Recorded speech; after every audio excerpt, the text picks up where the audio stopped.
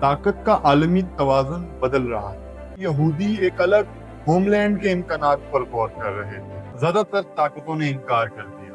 فلسطین خالی نہیں تھا۔ یہودی آبادی صرف 5 سے 7%۔ یہ تمام بڑی سلطنتیں صدیوں تک آپس میں ایک دوسرے سے لڑتی رہی۔ 1933 میں جرمنی کے خلاف یہودیوں نے جنگ کا اعلان کیا۔ اس زمانے میں دنیا فرسٹ ورلڈ وار کی طرف بڑھ رہی تھی۔ السلام علیکم دوستو، میں ہوں فیان زاہد بٹ اور آپ دیکھ رہے ہیں فرسٹ ڈیسک۔ تاریخ میں یہودیوں کو 109 ممالک سے نکالا گیا۔ اس کی شروعات 586 قبل مسیح میں بیبلونیا سے ہوئی۔ رومن امپائر سے پہلی صدی میں، 5ویں صدی میں بازنطینی امپائر سے اور پرشین امپائر سے بھی 5ویں صدی۔ 1290 میں انگلینڈ سے نکالے گئے، 1394 میں فرانس سے نکالے گئے اور 1492 میں اسپین سے نکالے، اور یہ فہرست آگے بڑھتی ہی جاتی ہے۔ یہ تمام بڑی سلطنتیں صدیوں تک آپس میں ایک دوسرے سے لڑتی رہی، لیکن بظاہر ان سب میں ایک چیز کامن تھی: یہودیوں کے خلاف نفرت۔ سوچئے اگر آپ ایک طالب علم ہو اور آپ کو 109 اسکولوں سے نکال دیا جائے تو شاید مسئلہ اسکولوں میں نہیں بلکہ آپ میں ہو۔ 1933 میں جرمنی کے خلاف یہودیوں نے جنگ کا اعلان کیا کیونکہ ان کے نظریات ہٹلر کی پارٹی کے نظریات سے مختلف۔ یوں یہودیوں نے یورپ کے مرکز میں ایک طاقتور دشمن بنا لیا۔ اس کے بعد کئی راستے سامنے آئے۔ کچھ یہودیوں نے ان ممالک میں شہری حقوق کے لیے جدوجہد کی جہاں وہ رہتے تھے، اور کچھ نے بالکل مختلف راستہ اختیار کیا: ایک الگ یہودی ریاست کا قیام۔ یہ کوئی مذہبی حکم نہیں تھا، یہ ایک جدید قومی منصوبہ تھا جو بلا ضابطہ طور پر 1897 میں فرسٹ زائنسٹ کانگریس میں تھیوڈور ہرزل کے تحت شروع ہوا، اور اس وقت کے یورپی کلونیل مائنڈ سیٹ سے متاثر۔ شروع سے ہی زائنسٹ رہنماؤں کو ایک بڑی رکاوٹ کا علم تھا کہ جس زمین پر وہ ریاست بنانا چاہتے ہیں وہاں پہلے ہی لوگ آباد ہیں۔ اس زمانے میں دنیا فرسٹ ورلڈ وار کی طرف بڑھ رہی تھی۔ طاقت کا عالمی توازن بدل رہا ہے۔ پرانے امپائر ختم ہو رہے تھے اور نئے ابھر کر سامنے آ رہے ہیں۔ ان حالات میں یہودی ایک الگ ہوم لینڈ کے امکانات پر غور کر رہے تھے۔ فلسطین خالی نہیں تھا، یہ غیر آباد زمین نہیں تھی، یہ کسی کی ملکیت کے بغیر زمین نہیں تھی۔ 19ویں صدی کے آخر میں آٹومن ریکارڈز کے مطابق یہ زمین عرب مسلم اور کرسچن کمیونٹیز پر مشتمل تھی، جن کے شہر، گھر، سکول، کھیت اور صدیوں پرانے نظام موجود تھے۔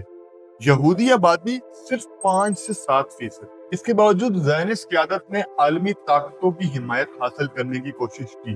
انہوں نے آٹومن امپائر، برٹن، جرمنی اور دیگر طاقتوں سے رابطہ کیا تاکہ ایک مسلم اور کرسچن اکثریت علاقوں میں ایک ہوم لینڈ حاصل کیا جا سکے۔ زیادہ تر طاقتوں نے انکار کر دیا، لیکن فرسٹ ورلڈ وار کے دوران سب کچھ بدل گیا۔ 1917 میں برٹنز نے، جسے فلسطین پر کوئی قانونی حق تو حاصل نہیں تھا، بیلفور ڈکلیریشن جاری کی، جس میں یہودی قوم کے لیے ایک الگ نیشنل ہوم کا وعدہ کیا گیا اور مقامی فلسطینی آبادی کے سیاسی حقوق کو نظر انداز کیا گیا۔ یہ دستاویز اس تنازع کی بنیاد ہے۔ 1920 سے 1948 برٹن رولز کے دوران یہودی ہجرت میں تیزی سے اضافہ، خاص طور پر نازی جرمنی سے فرار کے بعد۔ تاریخی ریکارڈز کے مطابق فلسطینی مہاجرین کی آمد پر بھی مخالفت نہیں کرتے تھے۔ وہ تجارت کرتے تھے، کام کرتے تھے اور نئے آنے والوں کے ساتھ بستے تھے، لیکن انہیں اندازہ بھی نہیں تھا کہ یہی ان کی سب سے بڑی غلطی ثابت ہوگی جو ان کا سب کچھ چھین لے گی۔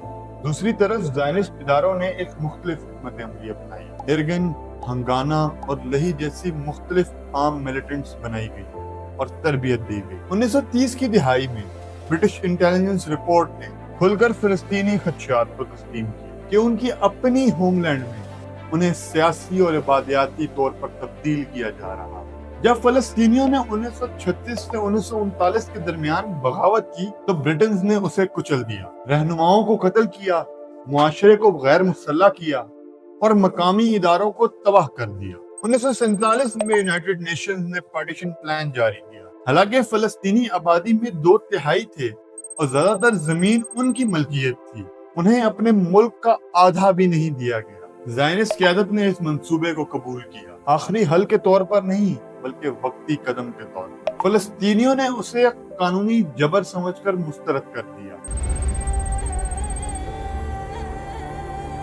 1948 میں وہ واقعہ پیش آیا جسے فلسطینی نکبہ کہتے ہیں۔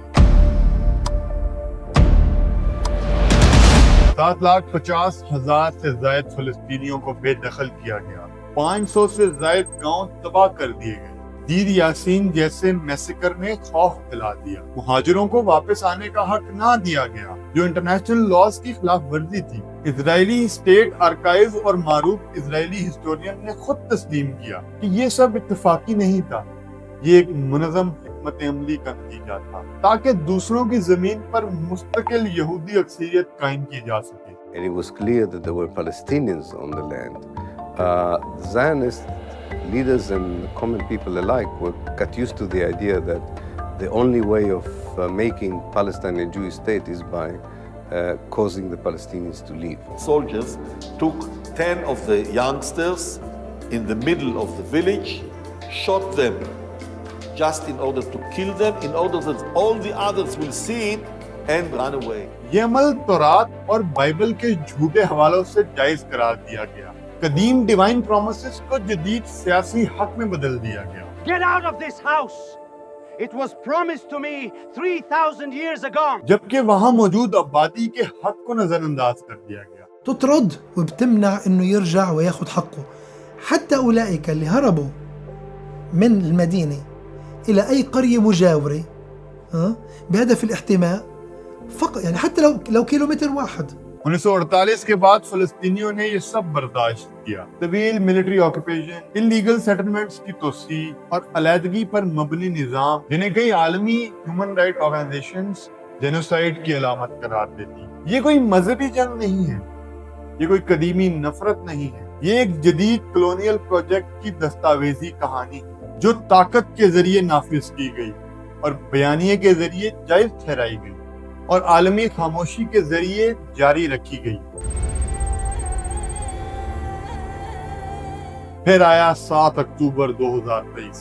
اس دن اسرائیل نے غزہ اسٹرپ پر بڑے پیمانے پر فوجی کارروائیاں شروع کی جو برسوں تک جاری رہی۔ فلسطینی ہیلتھ اتھارٹیز اور انٹرنیشنل رپورٹس کے مطابق اکتوبر 2023 کے بعد ہزاروں فلسطینی مارے گئے، جن میں بڑی تعداد عورتوں اور بچوں کی تھی، اور لاکھوں زخمی ہو کے بے گھر ہو گئے۔ تباہی کی شدت انتہائی تھی، رہائشی علاقوں، ہسپتالوں، اسکولوں اور بنیادی انفراسٹرکچر پر بمبارڈمنٹس کی گئی اور پورے علاقے ملبے میں بدل گئے۔ یہ تنازع 2023 ایسکلیشن پہ شروع نہیں ہوا۔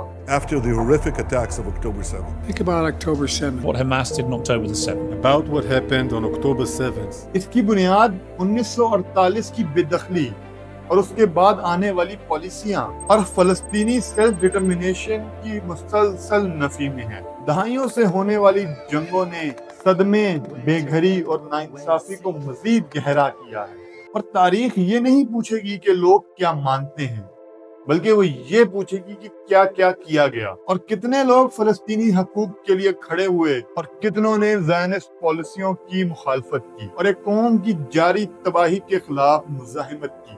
آج اسرائیل کی بدنیتی دنیا کے سامنے پہلے سے زیادہ واضح ہو چکی ہے۔ قبضہ کرنا، تباہ کرنا اور پھیلاؤ کرنا۔ اسرائیل صرف فلسطین تک نہیں رکے گا، وہ گریٹر اسرائیل پروجیکٹ کے تحت اس جینوسائیڈ کو پورے مڈل ایسٹ تک پھیلائے گا۔ یہ جنگ تمام مڈل ایسٹرن ممالک کو اپنے اندر لپیٹ لے گی اور یہ سب کے لیے بقا کی آخری جنگ ہوگی۔ میرا خیال ہے کہ اب آپ بہتر طور پر سمجھ سکتے ہیں کہ پچھلے 2500 سالوں میں یہودیوں کو 100 سے زیادہ ممالک سے کیوں نکالا گیا۔ تو اسی کے ساتھ آج کی ویڈیو کا اختتام ہوتا ہے۔ ملتے ہیں آپ سے اگلی ویڈیو میں۔ اللہ حافظ۔